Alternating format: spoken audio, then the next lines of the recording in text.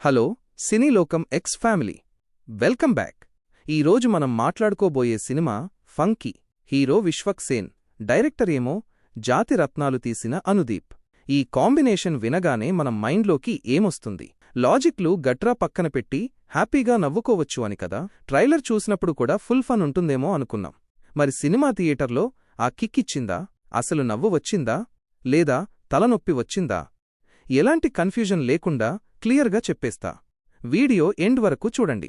అసలు స్టోరీ ఏంటంటే, ఇందులో పెద్ద కథేం వెతక్కండి, చాలా సింపుల్. మన హీరో విశ్వక్ సేన్ ఇందులో ఒక సినిమా డైరెక్టర్ అవ్వాలి అనుకుంటాడు. కానీ పాపం తన లైఫ్లో అన్నీ కష్టాలే. తన లవ్ స్టోరీని సక్సెస్ చేసుకోవాలి, అనుకున్న సినిమాని పూర్తి చెయ్యాలి. ఈ ప్రాసెస్లో తను ఎలాంటి తిప్పలు పడ్డాడు, తన గర్ల్ ఫ్రెండ్ని, సినిమాని ఎలా గెలిపించుకున్నాడు అనేదే మిగతా స్టోరీ. నిజం చెప్పాలంటే డైరెక్టర్ స్టోరీ మీద కంటే క్యారెక్టర్ల మధ్య వచ్చే కామెడీ మీదే ఎక్కువ ఫోకస్ పెట్టారు. ఇక యాక్టింగ్ విషయానికి వస్తే, విశ్వక్ సేన్ రెగ్యులర్గా మనం చూసే మాస్, అగ్రెసివ్ విశ్వక్ ఇందులో లేడు. చాలా ఇన్నోసెంట్గా, అమాయకంగా ట్రై చేశాడు. కొన్ని సీన్స్లో బాగానే సెట్టయ్యాడు, కాని కొన్ని చోట్ల మాత్రం కొంచెం ఓవర్గా అనిపిస్తుంది. కానీ క్లైమాక్స్లో మాత్రం లుక్ పరంగా చాలా బావున్నాడు. హీరోయిన్ కాయడు లోహార్ స్క్రీన్ మీద చూడటానికి చాలా అందంగా ఉంది. మంచి కాస్ట్యూమ్స్ వేశారు, కానీ తన క్యారెక్టర్కి పెద్ద స్కోప్ లేదు. జస్ట్ హీరో పక్కన ఉండాలి గాటి ఉంది అంతే. మిగతా వాళ్ళు సంపత్ రాజ్ ఓకే, కానీ అందరికంటే హైలైట్ అంటే మురళీధర్ గౌడ్ గారు. ఆయన వచ్చిన ఒక్క సీన్లో మాత్రం థియేటర్లో అందరూ పగలబడి నవ్వారు. మిగతా కామెడీ బ్యాచ్ ఉన్నా పెద్దగా గుర్తుండరు. టెక్నికల్గా మాట్లాడుకుంటే మ్యూజిక్, భీమ్స్ మ్యూజిక్ ఇచ్చారు. ఒక్క పాట పర్వాలేదు, వినొచ్చు. మిగతా పాటలుగాని బ్యాక్గ్రౌండ్ మ్యూజిక్ గాని పెద్దగా రిజిస్టర్ అవ్వవు, జస్ట్ అలా వచ్చి వెళ్తుంటాయి. ఎడిటింగ్ ఇక్కడ కొంచెం మైనస్ అనిపించింది. సీన్కి మధ్య లింక్ మిస్ అయినట్టు అనిపిస్తుంది. సడన్గా కట్ అయిపోవడం వల్ల మనకి ఫ్లో మిస్ అవుతుంది. డైరెక్షన్ అనుదీప్ గారు మళ్లీ జాతిరత్నాలు మ్యాజిక్ రిపీట్ చేద్దామనుకున్నారు, కానీ ఆ సినిమాలో ఉన్నంత న్యాచురల్ ఫన్ ఇందులో మిస్ అయింది. కొన్ని జోకులు పేలాయి, చాలా జోకులు తేలిపోయాయి. సింపుల్గా చెప్పాలంటే ఫ్రెండ్స్, సినిమా స్టార్టింగ్లో అరే బాగుందే, నవ్వొస్తుంది అనిపిస్తుంది.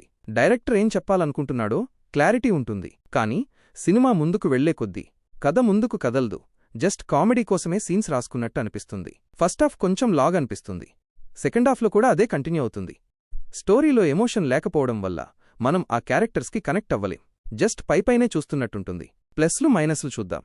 ప్లస్ పాయింట్స్: సినిమాలో అక్కడక్కడ వచ్చే కామెడీ సీన్స్ బాగున్నాయి, కొన్ని డైలాగ్స్కి బాగా నవ్వొస్తుంది.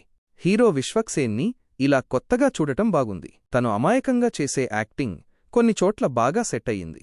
ముఖ్యంగా మురళీధర్ గౌడ్ గారు ఉన్న ఒక్క సీన్ మాత్రం హైలైట్. ఆ సీన్లో థియేటర్ అంతా పగలబడి నవ్వుతారు.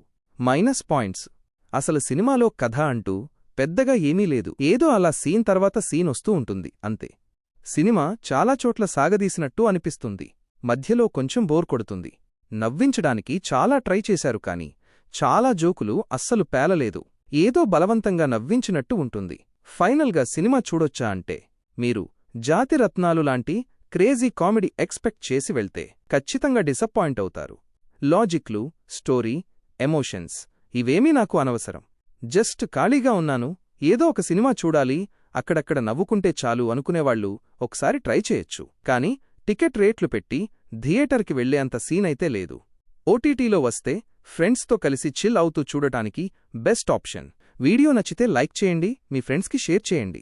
ఛానల్ని సబ్స్క్రైబ్ చేసుకోవడం మర్చిపోవద్దు.